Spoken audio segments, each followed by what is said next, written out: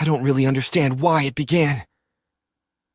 The day in my attic when I peeled back the eroding duct tape sealing my VHS tape collection changed me forever. My clumsy nature caused the tapes to spill onto the ground, and I jerked to avoid them, dropping the last bite of the peanut butter jelly sandwich that I was eating. A sumptuous drop of jelly soiled one of the VHS, Escape from New York. Instead of wiping it off, I instinctively licked it away. There was a semi-sweet but addicting flavor under the jelly.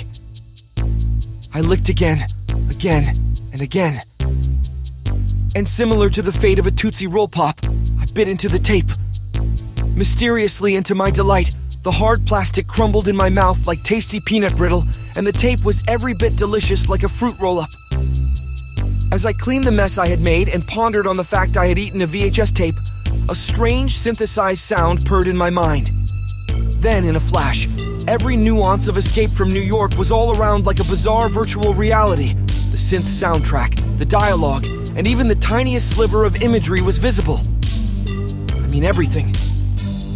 Fuck, I'm talking about details of things that couldn't have been captured by a film camera.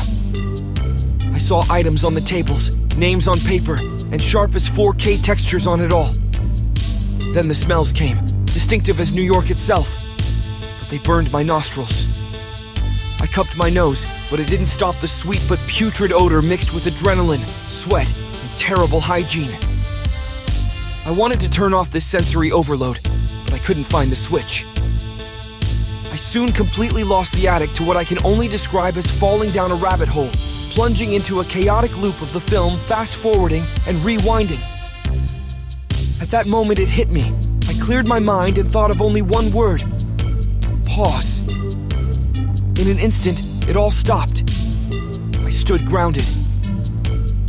Now, in New York on the streets, the only animated person stuck in the crosshairs of a street gang war. I was afraid to move. Totally.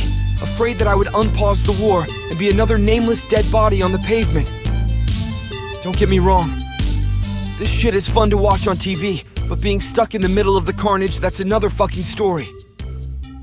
I had to act, or I'd be here forever.